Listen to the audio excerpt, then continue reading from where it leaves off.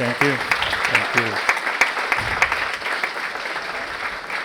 Thank you so much.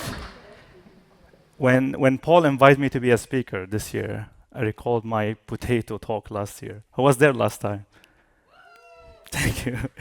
So I was working on the new memes, and the feeling could be described in one photo. This one. So it's happening again. My name is Ali. I'm a senior producer at Star Stable Entertainment. We're known the creators of Star Stable Online. We have been around for 13 years. We're testing time. Oh yeah, we should clap. Come on. Okay. Star Stable is a multi-platform. We are on desktop, both Windows, Mac, and mobile. My role at Star Stable is building technology. I have 4 teams: engine, tools, server. This time I'm not gonna ask for a salary raise because my manager, she's there, so let's not do that. This topic is gonna be why do we love games? So I'm gonna cover aspects is more emotional, and to be honest, I don't believe it's being covered enough. If you've been to my talks, this is unusual for typically what I usually talk about. I usually do technical depth and production. I know what you have in mind. Oh, Ali, since when you have a degree in psychology? I wish I do, though. In fact, this is how far I am from knowing psychology. How far is that? Is as far as Skatteverket letting us keep our money. Pretty far. But doesn't change the fact that games being really big part of this is the new potato though. So games being really big part of my happiness, and if you know me, you know I'm a happy person. And I've been really invested in studying this topic since I've done a talk at CD Projekt Red 2 years ago. Perfect. How games being really big part of my happiness on a daily basis. Imagine it's a boring Wednesday day at work. Super boring, it's an afternoon. Then you have Johanna from HR giving you an assignment or ask you to fill your vacation before Friday. And you get Anders from IT asking you to watch 2 clips or training for policy. Then you decide to check your LinkedIn for fun. Then your home feed will be a guy will teach you about B2B after he ate kebab pizza. Pretty sad. This really has to stop. Then, you know what I'm trying to do. I need you to feel disgust. I can already see some faces. Then you remember there's a game waiting for you when you go back home. A game that you're really playing right now with friends, or a cozy game by yourself. The feeling of anticipation for games could sometimes be longer than the gameplay time or the game time itself. Sometimes I feel like I'm excited since half of the day when I'm going back and I'm gonna play whatever game for a few hours, even though I could play for half an hour. I don't believe we have ever thought about it, how amazing is this. Plus, games are super accessible in terms of a lot of games are free. And if you look at the price tag, it's a lot cheaper than going to concert or travels. So I believe this is really fascinating about the anticipation of games. Let's speak about association. GTA 3. Me looking at this photo right now, I can remember the unique homemade soap at my parents when I go back from high school, playing this game as a daily ritual. It's interesting how we can connect games with some pieces of timeline in our life. Star Wars, Last Jedi Fallen Order. I love Star Wars. I love this kind of games. But this game is special for a different reason. I was playing this game in a boss fight, very focused. I was really focused, mashing the button. I was alone in the living room. My eyes on the screen, trying to nail every move. My wife suddenly rushed to the room. I'm pregnant. The first action I did, I paused the game. I don't lose the progress. First things first. I looked at her. I'm becoming a dad. I trying to digest what's going on, hugged her, continued playing the game. I managed to beat the boss fight. Every time, me looking at the game, me playing the game, gives exact the same feeling I had that moment. It's so interesting. Who played this game ever? Oh, nice. This game, me and my dad in front of the TV shouting, you go left, I go right in front of the big CRT. I'm gonna put some photos on the screen, take you back to some really good childhood time when life used to be simpler. You see? 1 second, literally, even maybe less. It's so interesting how games can take us, transfer us back to at times where like we really miss. But games can do a lot more actually. How games can influence our sensory and how we receive reality. I'm going to give some examples. Who recognize the photo from the right? It's hard not to know. If you play CSGO, you know exactly what I mean. It's a map from the game. So one player, he said, I did find the Italy map in real life. It's so interesting that you see things in reality, you map it with something you saw in game. The one to the left is the one I took. You know, in every tourism country, you have this bus you can jump, hop on, hop off bus, the cringe one, they give you mic and translate. I was in Malaga. I was literally doing the full tour, amazing locations with a lot of history. As soon as I saw this electrical pole, oh my God, the holy pole, and I took a photo of it. My wife was like, what the heck? Anyone plays GeoGuessr? You know what I mean, right? It's so interesting that I was so amazed by a pole, and it's called holy pole because there's a hole in it. I know, creative. It's so interesting that me playing a game led me to recognize some detail in reality I would never ever pay attention to. We can take it even further, how games can influence our sensory. If anyone plays any horror game when you have they call it relief music or relief room where you know it's going to be safe. Some players express that hearing this music make them feel safe and calm in reality. There's a full study about that called game transfer phenomena. I say hi to Dr. Angelica. She's doing a full PhD. She's the one with the PhD, not me. I'm the one with the mic. So she's doing full study about this. When games have this unique ability to let us engage with this really heartbreaking moments and cry like it's reality. I can confidently say I cried in every scene in these games. Who cried on these games, on these scenes? Come on. Yes, now we're talking. Cool.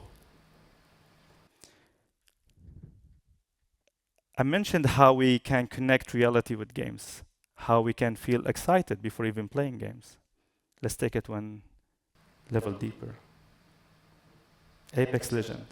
I was playing with my friend, and we did really good maneuver. We outsmarted the team under the bridge.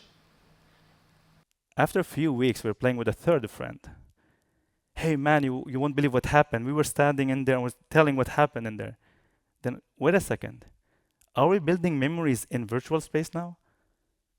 We are. We have some memories when you do insane, like fun thing or clutch or something goofy. In virtual space, you remember when it happened, and you still remember it when you just crossed by that space again. And that's why people ask the devs to bring some maps, because they have memories in them. This is actually one of my favorite locations, Tilted Tower in Fortnite. So intense, and just crazy things happen in there. So this is why people ask for certain locations, because they have built memories in them. Feelings in game. Have any one of you been to multiplayer map alone? CSGO or Call of Duty. How does it feel? You can shoot. Awkward, feel like creepy, lonely. Interesting. In fact, you're not the only one. There's a lot of people saying, why it's so creepy, why it's so scary, why it's so lonely to be in those maps. Because when we design worlds and spaces for the players, we also influence how they interact with them. How insane is this? Believe it or not, people feeling lonely because they're used to see players and people in that space. It's like big family house, and suddenly there's no one in there. It's a phenomena that people saying that it's so scary to be there alone. I mentioned a lot of things about games, and nothing related to entertainment. If you saw my just building memories, associate with something happen in real life, or influence how we perceive reality. But you know what? Games can go even beyond. When games truly touches life, when games empower people to do things they cannot do due to disability or geolocation, let's be honest. Sometimes being in some certain parts of the world, that mean your dreams will look different. But games allow you to be whoever you want. You can fly an airplane. You can have a horse that's star stable. People love that, you know. Or if you have any disability, games are one of the best medium in terms of software and hardware. We're getting really there. Last of Us 2 has more than 60 accessibility feature. Let's look at some comments from Star Stable. I have an allergy to paws and hooves, which means I cannot ride a real horse in my life. But thanks to Star Stable, I can do that. How beautiful is this? Anyone thought about it? Like people cannot actually ride horse, not due to economic reason or where they are located, because they medically can't. But with games allow that to happen. Star Stable is my second life. Whenever I feel depressed, it always cheers me up. How nice is this? One more example. Rio, my friend, and his friend Tommy used to play this racing game every day, running from school, weekend. When they have console, they play this racing game. Sadly, life is unfair, and Tommy left us at a really young age. But Rio kept playing with his ghost in the racing game. How deep is this? Tommy used to be better. Rio tried really hard until he finally made him proud. But this is not the only story. It happened multiple times, actually. This one more story, when his friends passed away in 2019, that thanks to the devs, he can visit Mexico with his friend as planned. One more. A boy find his dad's ghost after he died in 10 years, waiting for him. And he was trying really hard to be better at the game. He was so close. He was about to cross the line. Then he stopped. Because if you do that, you destroy the ghosting game. Don't tell me that was the plan when we start making games. It just happened to be that impactful. It just happened to be the way it is right now. It's evolved a lot. So I'm just showing you some parts I don't believe really highlighted enough. But seriously, why do we love games? That's a question we should ask ourselves. And the answer will differ between all of us. I got the answer for this question, to be honest, 3 years ago, quite recently. I was really digging deeper why I do really love games. I always knew that I really wanted, but never asked myself why. To find the motivation that I finally did. And it goes back more than 20 years ago. Me and my dad, we had, sorry, my dad, I keep exposing us on stage. We had a really tough relationship until university. Now we are friends, but it was really weird relationship. And I'm not sure how I convinced him to buy NES. I was playing on the TV and my dad wasn't even looking, just like for kids. He was ignoring me and I was amazed by just playing. Fast forward, it was bedtime, 8. Dad said it's bedtime. I said, Dad, can I just play just a little bit longer? He gave me the look. The look is just you have 20 seconds to vanish. And I did. I went to bed. Couldn't sleep because I was stimulated. Was playing games, I wanted to play more. After around like 10 to 15 minutes, am I dripping? I'm hearing music. Game music. So I snuck off from the room, put putting my life on the line 100%. And I peaked. Yeah, he was playing games. He was in front of the TV playing games. That moment changed how I seen my dad since then. It changed our relationship.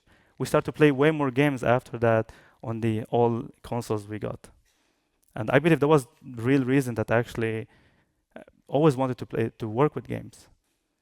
Funny enough, God of War is my favorite game. It's the only game I have the collector edition. And it just, seriously, like a few weeks ago, I just did this connection. How I never thought about it. It's the relationship between Kratos and his son. When he's always wanting to be prepared for, God knows what my dad was preparing me for, but yeah, that's why I love games.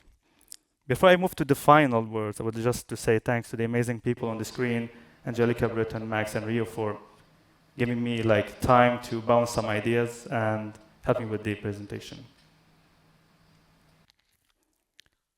This talk is just a reminder for all of us why we do games to start with. It's just not about the code and the mechanics. It's about the moments we're delivering to the players. I believe we hold responsibility after everything I've said, because what we're building, it changed the way they think, they feel, and connect through play. Thank you so much. Thank you.